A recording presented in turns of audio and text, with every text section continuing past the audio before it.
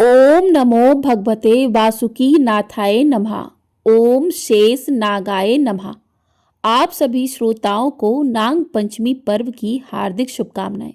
आप सभी पर भगवान भोलेनाथ और नाग देवता की कृपा सदा सर्वदा बनी रहे। आज की वीडियो में हम सभी सुनेंगे नाग पंचमी की पौराणिक कथा। आज कथा श्रवण से पहले हम सभी नाग देवताओं का ध्यान करते हैं, जो सृष्टि की रक्षा करने वाले पाताल लोक के अधिपति भगवान शिव के गले और भुजाओं के आभूषण हैं।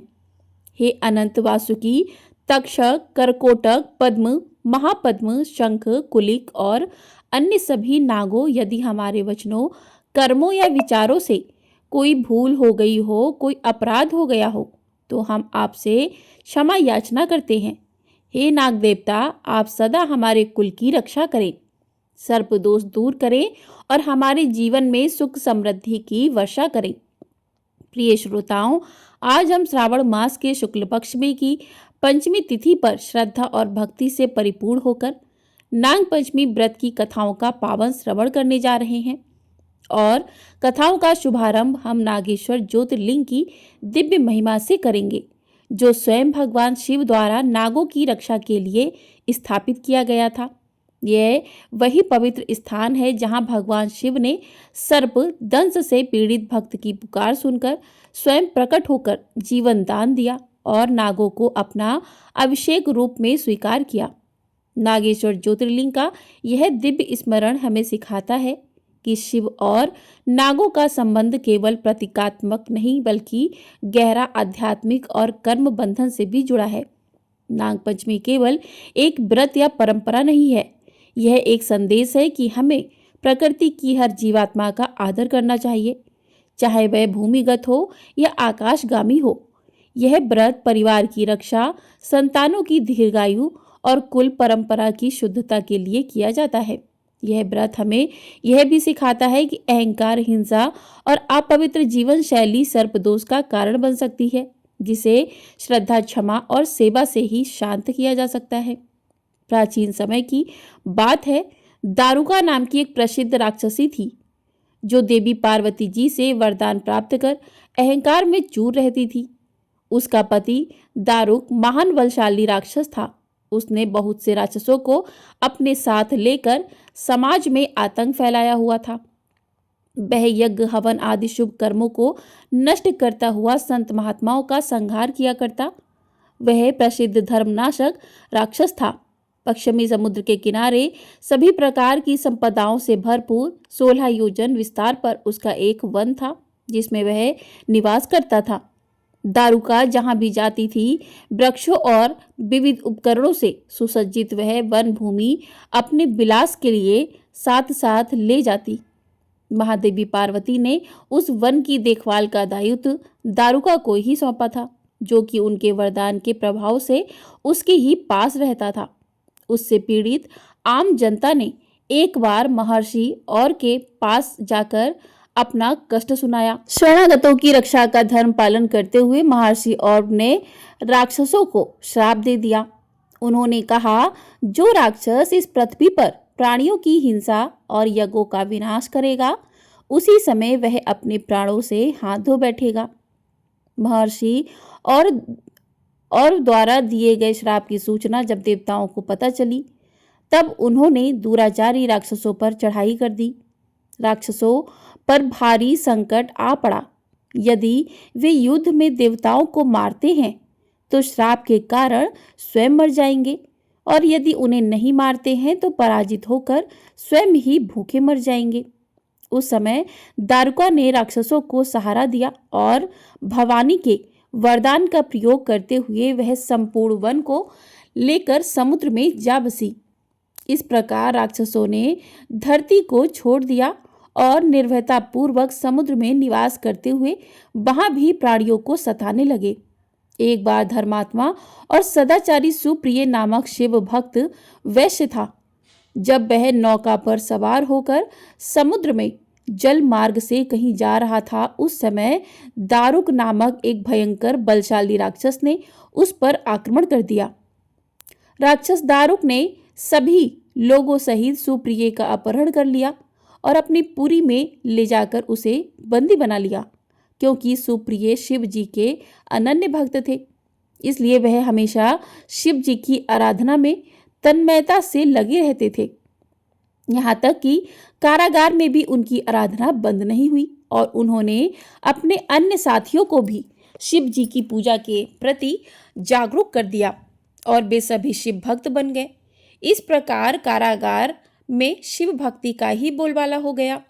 इधर जब इसकी सूचना राक्षस दारुक को मिली तो वह क्रोध में उबल उठा। उसने देखा कारागार में सुप्रिय ध्यान लगाए बैठा है तो उसे डांटते हुए बोला, वैसे तू आंखें बंद करके मेरे विरुद्ध कौन सा षड्यंत्र रच रहा है। वह जोर जोर से चिल्लाता हुआ सुप्रिय को धमका रहा था, लेकिन उन पर कुछ भी प्रभाव नहीं पड़ा। घमंडी राक्षस दारुक ने अपने अनुचरों को आदेश दिया कि इस शिव भक्त को मार डालो। अपनी हत्या के भय से भी सुप्रिय नहीं डरे और वह भयारी संकट मोचक भगवान शिव को पुकारने में ही लगे रहे कि देव, आप ही हमारे सर्वस्व हैं, आप ही मेरे जीवन और प्राण हैं। इस प्रकार सुप्रिय वैश्य की प्रार्थना को सुनकर भगवान शिव एक बिल से प्रकट हो गए। उनके साथ ही 4 दरवाजों का एक सुंदर मंदिर भी प्रकट हुआ। उस मंदिर के मध्य भाग में एक दिव्य ज्योतिर्लिंग प्रकाशित हो रहा था तथा शिव परिवार के सभी सदस्य भी उसके साथ साथ विद्यमान थे। वैश्य सुप्रिय ने शिव परिवार सहित उस दिव्य ज्योतिर्लिंग का दर्शन किया और पूजन किया। सुप्रिय के पूजन से प्रसन्न भगवान शिव ने स्वयं पाशुपता लेकर प्रमुख राक्षसों को और उनके अनुचरों को तथा उनके सारे संसाधनों अस्त्र शस्त्रों को नष्ट कर दिया। लीला करने के लिए स्वयं शरीर धारण करने वाले भगवान शिव ने अपने भक्त सुप्रिय आदि की रक्षा करने के बाद उस वन को भी यह वरदान दिया कि आज से इस वन में ब्राह्मण, क्षत्रिय, वैश्य तथा शूद्र इन चारों वर्णों के धर्मों का पालन किया जाएगा। इस वन में शिव धर्म के प्रचारक श्रेष्ठ ऋषि मुनि ही निवास करेंगे और यहाँ तामसिक दुष्ट राक्षसों के लिए या इस प्रकार की प्रवृत्तियों के लिए कोई स्थान नहीं होगा। राक्षसों पर आए इस भारी संकट को देखकर राक्षसी दारुका ने दीन भाव से देवी पार्वती की स्तुति की। उसकी प्रार्थना से प्रसन्न माता पार्वती ने पूछा, बताओ मैं तेरा कौन सा प्रिय कार्य करूं? तब दारुका ने कहा, माँ आप मेरे कुल की रक्षा करें। तब देवी पार्वती ने उसके कुल की रक्षा का आश्वासन देते हुए भगवान शिव से कहा, हे नाथ, आपकी कही हुई बात इस युग के अंत में सत्य होगी। तब तक यह तामसिक सृष्टि भी चलती रहे, ऐसा मेरा विचार है। फिर माता पार्वती शिव जी से आग्रह करती हुई बोली कि प्रभु, मैं भी तो आपके आश्रम में रहने वाली हूँ, आपकी ही हूँ, इसलिए मेरे द्वारा दिए गए वचन को भी आप प्रमाणित करें।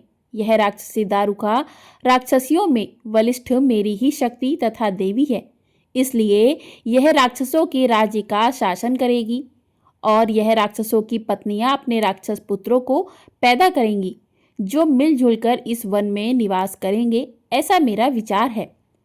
माता पार्वती के इस प्रकार के आग्रह को सुनकर भगवान शिव ने उनसे कहा, प्रिय, तुम मेरी भी बात सुनो।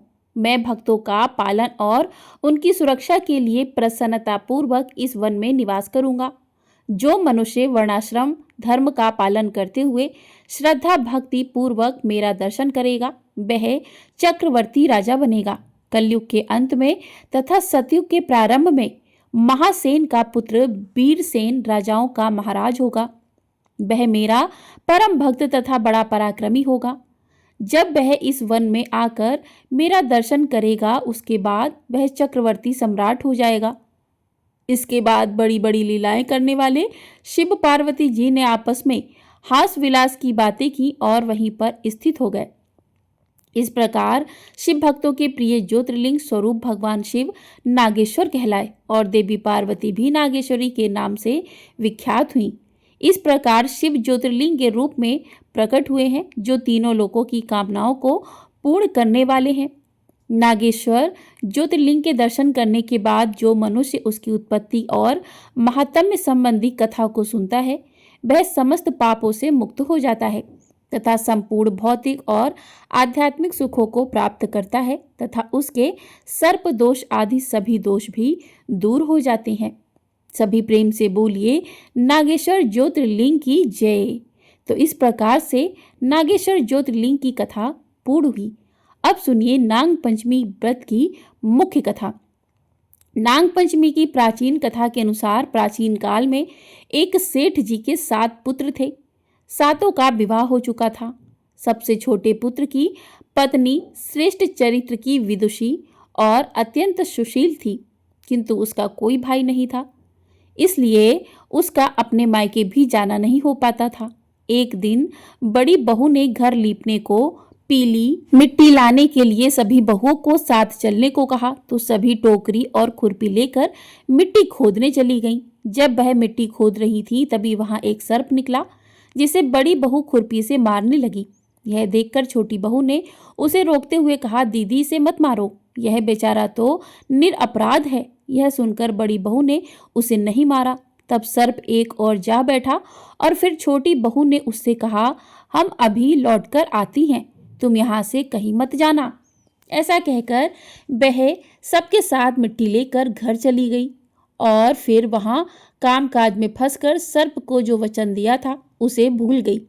दूसरे दिन जब वह बात उसे याद आई तो वह सबको साथ लेकर एक बार फिर वहां पहुंची और क्या देखती है कि सर्प तो अभी भी उसी जगह पर बैठा है जहां वह उसे कल छोड़कर गई थी। यह देखकर बोली, सर्प भैया नमस्कार है।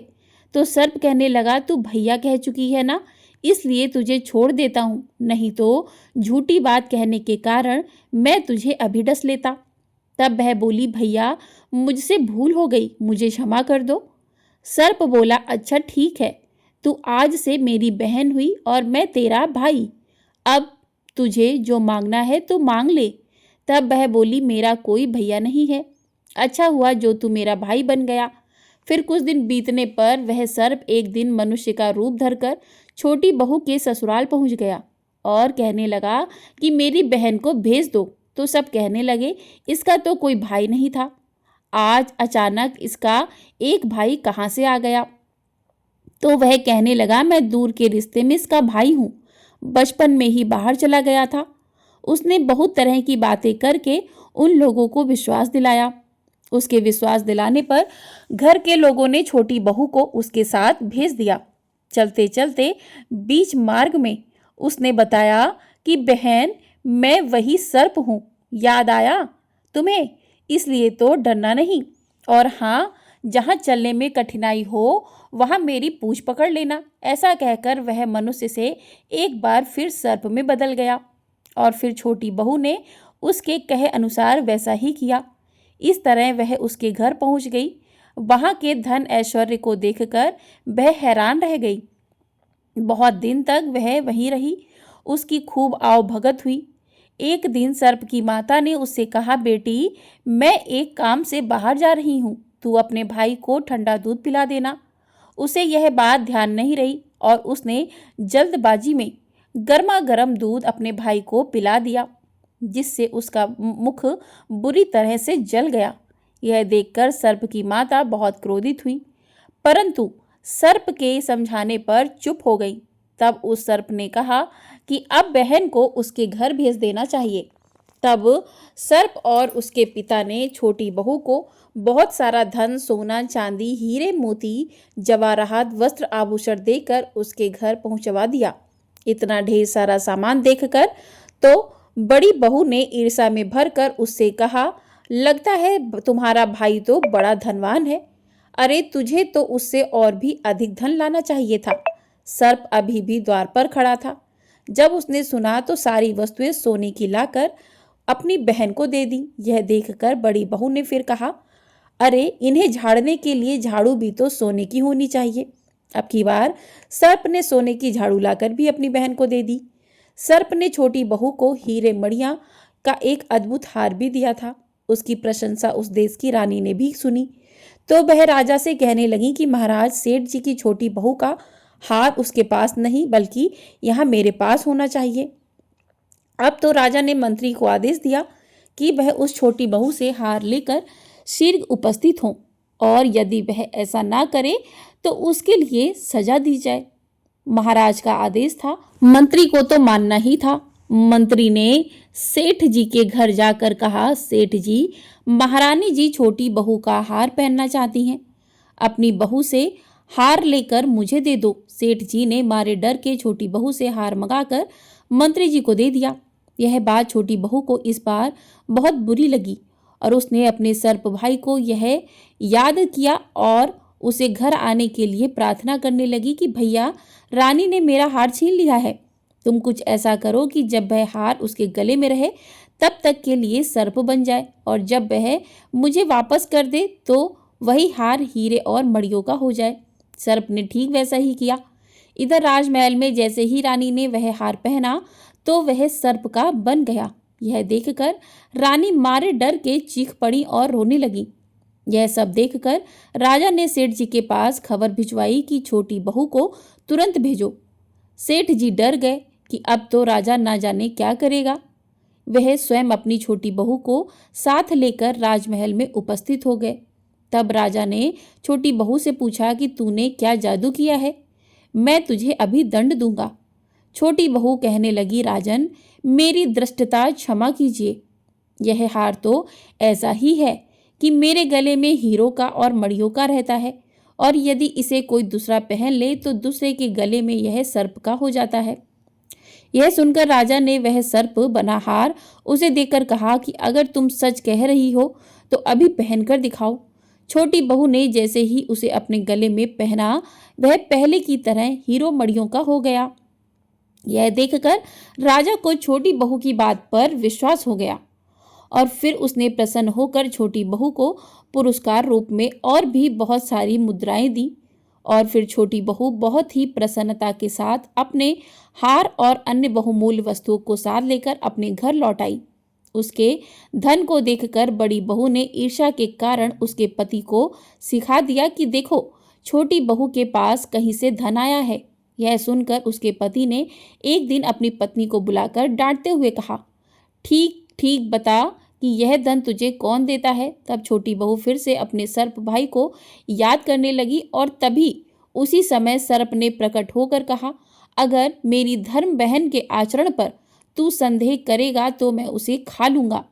यह सुनकर छोटी बहू का पति बहुत प्रसन्न हुआ और उसने सर्प देवता का बड़ा सत्कार किया। मान्यता है कि उसी दिन से नाग पंचमी का यह त्योहार मनाया जाने लगा और स्त्रियां इस दिन सर्प को भाई मानकर उसकी पूजा करती हैं। हमारे पुराणों में बताया गया है कि त्याग ही जीवन का सच्चा अर्थ है। किसी को भी बिना कष्ट दिए जीवन जीने की कोशिश ही जीने का सच्चा तरीका है, और सिर्फ अपने स्वार्थ को पूरा करने के लिए कोई भी काम किया जाए, चाहे वह जाप, यज्ञ, तपस्या, दान या फिर पुण्य की लालसा ही क्यों ना हो, यह सभी पाप की श्रेणी में आते हैं। यही पाप कर्म के बंधन में बांधते हैं, जिससे मनुष्य जन्म मरण के चक्र में फंस जाता है। और महाभारत की यह पावन कथा अपने पात्रों के माध्यम से बार बार यही बात बताती है। फिर चाहे वह प्रसंग नाग माता कंदू का हो, जिसमें उन्होंने सिर्फ अपनी सौतेली बहन विनीता को नीचा दिखाने के लिए नागों से छल करने को कहा था, या फिर यह कथा राजा परीक्षित के उस पाप की हो जिसमें उन्होंने साधना में बैठी ऋषि के गले में मरा हुआ सांप डाल दिया। फिर यह कथा तक्षक नाग की क्यों ना हो, जिसने हर संभव प्रयास कर लिए कि वह राजा परीक्षित को डसे तो कोई उन्हें बचा ना पाए, और तक्षक के इसी दुस्साहस के कारण शोक में डूबे हुए राजा जनमेजय क्रोधित हो उठे। उन्होंने सिर्फ एक नाग से बदला लेने के सारे नाग जाति को ही अपना शत्रु मान लिया। हस्तिनापुर में बनी विशाल यज्ञ वेदी में जो बदले की आग जल रही थी, उसमें नाग आकर गिरने लगे। इससे बड़ा ही विध्वंस धुआं उठकर आकाश पर छाने लगा। तक्षक ने यह सब देखा और सुना तो घबराकर देवराज इंद्र की शरण में चला गया। आइए इसी शुभ अवसर पर अब सुनते हैं तक्षक नाग की कहानी। यह बदले की ही भावना थी जिसके कारण हस्तिनापुर में भयंकर सर्प सत्र यज्ञ का आयोजन किया गया और सभी नाग उसमें एक एक करके गिरने लगे। जिस तक्षक के कारण यह स्थिति आई थी, वह खुद तो जाकर इंद्रलोक में छुप गया इधर यज्ञ के ऋषि सर्पों और उनकी जाति का नाम लेकर मंत्र पढ़ते थे और फिर वह नाग यज्ञ वेदी में स्वयं ही खींचा चला आता था और बहुत चित्कार वाली ध्वनि के साथ यज्ञ की उस प्रचंड अग्नि में समा जाता। उसके भस्म होते ही ऊपर तक उसका धुआं उठता और वातावरण में एक तीखी गंध भर जाती। एक के बाद एक नाग गिरते जा रहे थे और नाग जाति पर लुप्त होने का संकट बढ़ता जा रहा था। ऋषि उग्र श्रवा ने यह सारा वृत्तांत सुनाकर ऋषियों से आगे कहा, जन्मजय के यज्ञ में सर्पों का हवन होते रहने से बहुत से सर्प नष्ट हो गए। छोटे आकार के सर्पों के भस्म होने के बाद बड़े और विशाल नागों की बारी आई। शंख, बालक, करकोटक आदि नाग जाति के कितने ही नाग एक एक करके यज्ञ में खिसते जा रहे थे। नागराज वासुकी की बेचैनी बढ़ती जा रही थी, क्योंकि वह अपनी आंखों से अपने कुल का ऐसा विनाश होते देख रहे थे। उनकी मां का श्राप उनकी आंखों के सामने सत्य होता जा रहा था। धीरे धीरे बहुत से सर्प और नाग भस्म हो गए और थोड़े से ही बचे।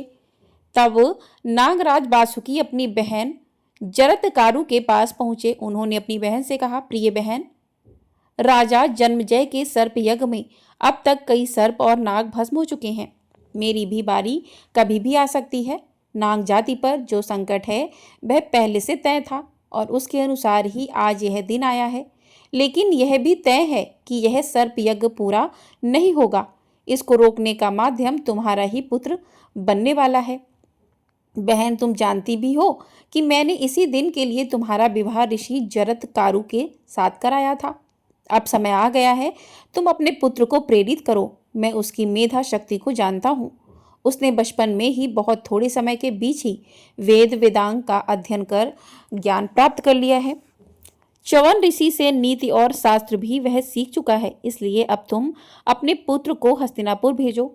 अपने भाई की बात को आदेश की तरह समझते हुए जरत्कारु ने अपने पुत्र को हस्तिनापुर जाने के लिए प्रेरित किया और ब्रह्मा जी की वाणी के विषय में भी बताया जो उन्होंने पूर्व समय में कही थी।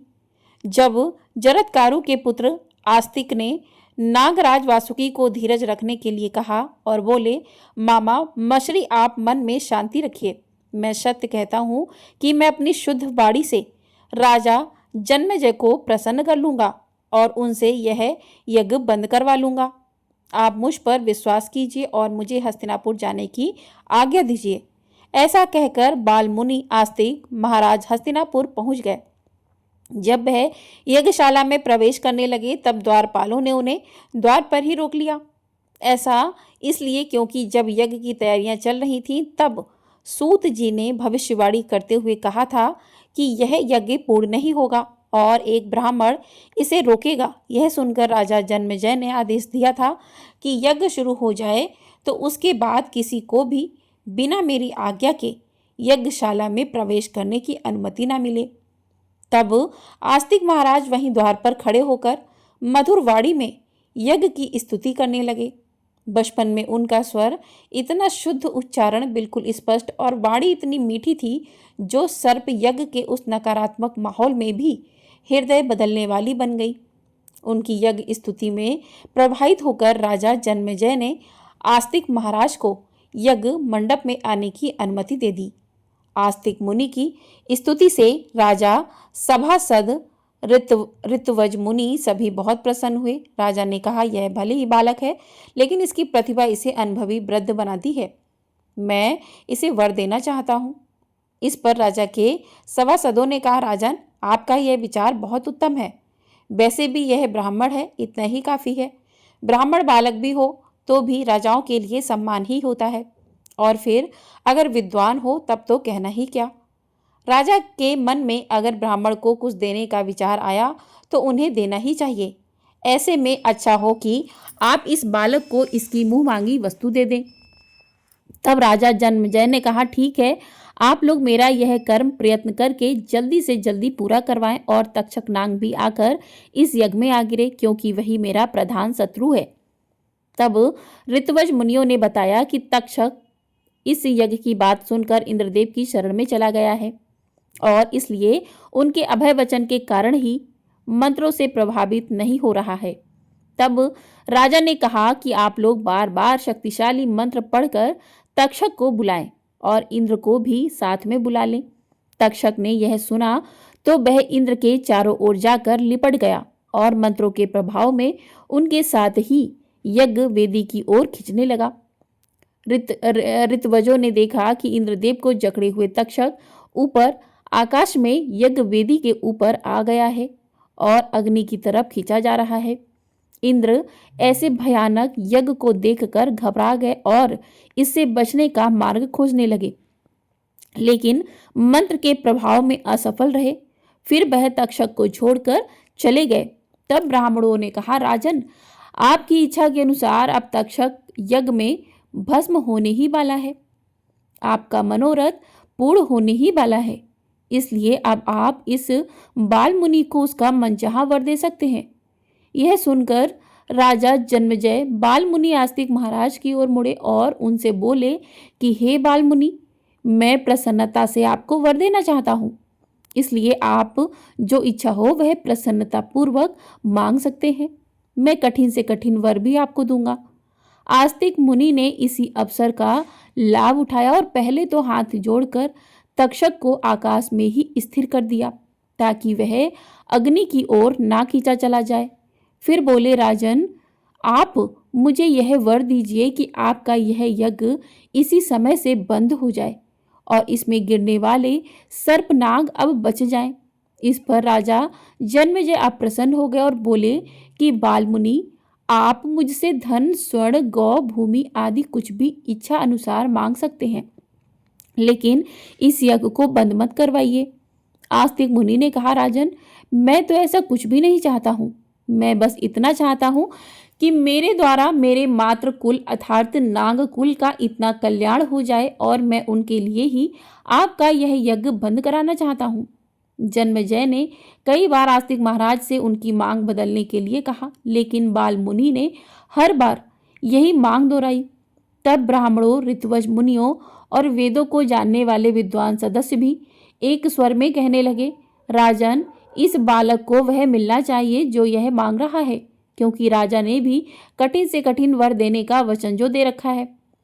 उग्रश्रवा ऋषि ने शौनक जी को संबोधित करते हुए कहा, सभासदों के बार बार कहने पर राजा जन्मेजय को वही करना पड़ा जो बाल मुनि कह रहे थे। तब राजा ने कहा, अच्छा, आस्तिक जी की जो इच्छा हो वह पूरी हो। यह यज्ञ अब यहीं समाप्त करो। आस्तिक जी प्रसन्न हो। हमारे सूत जी ने भी यज्ञ की शुरुआत में जो भविष्यवाणी की थी वह भी सत्य हो। अब सब सत्य हो और सब मंगल हो। राजा जन्मेजय के ऐसा कहते ही सभी बहुत प्रसन्न हुए और हर और मंगल छा गया। राजा ने ऋत्वेज, मुनियों, मंत्रोक्ता ब्राह्मणों, विद्वान सदस्यों आदि सभी को बहुत दान दिया। राजा ने सूत जी का भी खूब सत्कार किया और आस्तिक मुनि का तो बहुत रीति से स्वागत करते हुए उनका सत्कार किया गया। राजा ने उन्हें अन्नदान भी दिए और उनसे कहा, अब आप मेरे अश्वमेध यज्ञ के अनुष्ठान में भी जरूर पधारिएगा। आस्तिक मुनि ने इस आमंत्रण पर प्रसन्नता जाहिर की और फिर घर पहुंचकर नाग यज्ञ के बंद होने का शुभ समाचार नागराज वासुकी और माता जरत्कारु को कह सुनाया। उस समय वासुकी नाग की सभा सर्प सत्र में बचे हुए नागों से भरी हुई थी। आस्तिक महाराज पर सभी सर्प अपना प्रेम और स्नेह लुटा रहे थे और अब सब ने आस्तिक महाराज पर एक से एक वरदानों की झड़ी लगा दी। उन्होंने कहा, बेटा, तुमने हमारा कल्याण किया है, इसलिए अब तुम हमसे कोई वर मांगो। जो भी तुम्हारा प्रिय कार्य हो वह हमें जरूर बताओ, हम उसे अवश्य करेंगे। तब आस्तिक मुनि ने कहा कि हे नाग लोक में जो ब्राह्मण अथवा कोई दूसरा मनुष्य प्रसन्न मन से इस धर्ममय उपाख्यान का पाठ करे, उसे आप लोगों से कोई भय ना हो। यह सुनकर सभी सर्प बहुत प्रसन्न हुए और अपने भांजे से बोले, त्रिवत्स, तुम्हारी यह कामना पूर्ण हो। जो कोई असित, आरतीमान और सुनीत मंत्र का दिन अथवा रात के समय स्मरण करेगा, उसे सर्पों से कोई भय नहीं होगा। जो कोई इस मंत्र अथवा इसके भाव जरत्कारु ऋषि से जरत्कारु नामक नाग कन्या के जो आस्तिक नाम के यशस्वी ऋषि उत्पन्न हुए और जिन्होंने सर्प सत्र में सर्पों की रक्षा की थी, उनका मैं स्मरण कर रहा हूँ। महाभाग्यवान सर्पों, तुम लोग मुझे मत डसो। महाविषधर सर्प, तुम चले जाओ, तुम्हारा कल्याण हो। अब तुम जाओ, जन्म विजय के यज्ञ की समाप्ति में आस्तिक को तुमने जो वचन दिया था उसका स्मरण करो। जो सर्प आस्तिक के वचन की शपथ सुनकर भी नहीं लौटेगा, उसके फन के शीशम के फल के समान सैकड़ों टुकड़े हो जाएंगे। नागों ने यह वरदान आस्तिक महाराज को दिया और इस तरह धरती के प्राणियों को सर्पों के भय से मुक्त कर दिया। ऋषि उग्रश्रवा जी ने आगे कहा, विप्रवर शौनक जी उस समय वहां आए हुए प्रधान नाग राजाओं के इस प्रकार कहने पर महाराज आस्तिक को बड़ी प्रसन्नता हुई। इस तरह सर्प सत्र से नागों का उद्धार करके द्विज श्रेष्ठ धर्मात्मा आस्तिक ने विवाह करके पुत्र पौत्र आदि उत्पन्न किए और समय आने पर मोक्ष भी प्राप्त कर लिया। इस प्रकार मैंने आपसे आस्तिक के उपाख्यान का जैसा वर्णन किया है, उसका पाठ कर लेने पर कहीं भी सर्पों से भय नहीं होता। ब्राह्मण भृगुवंश शिरोमणि आपके पूर्वज प्रमति ने अपने पुत्र रू के पूछने पर जिस प्रकार आस्तिक को उपाख्यान कहा था और जिस प्रकार मैंने भी सुना था, उसी प्रकार विद्वान महात्मा आस्तिक के मंगलमय चरित्र का मैंने शुरू से ही वर्णन किया है। आस्तिक महाराज का यह धर्ममय उपाख्यान पुण्य की वृद्धि करने वाला है। काम क्रोध आदि शत्रुओं का दमन करने वाले ब्राह्मण, इस तरह राजा जन्मेजय के सर्प सत्र यज्ञ का अंत हुआ और जन्मेजय का नाम भी लेने पर लोगों को सर्पों से भय नहीं रहेगा, ऐसा विधान बना दिया गया। हिंसा और प्रतिहिंसा पर क्षमा ने विजय पाई। यही महाभारत की कथा का उद्देश्य है। ऋषि उग्रश्रवा से राजा जन्मेजय के नाग यज्ञ प्रसंग का इस तरह से अद्भुत वर्णन सुनकर समस्त ऋषियों समेत शनक ऋषि बहुत प्रसन्न हुए। उन्होंने कहा, प्रिय सूत नंदन, आपने बहुत विस्तार से हमें यह उपाख्यान सुनाया है, जिससे हमें बड़ी प्रसन्नता हुई है। ये थी नाग पंचमी के दिन सुनी जाने वाली कथाएं। प्रेम से बोलिए हर हर महादेव, ओम नमः शिवाय। नाग देवता की जय। आपको वीडियो पसंद आई हो, वीडियो को लाइक कर दीजिएगा। चैनल पर नए हैं तो चैनल को सब्सक्राइब भी कर लीजिएगा। आपको हमारे चैनल पर इसी प्रकार से सावन महीने की कथाएं सुनाई जा रही हैं, तो चैनल को ढेर सारा प्यार देके कमेंट बॉक्स में हर हर महादेव अवश्य लिखिएगा।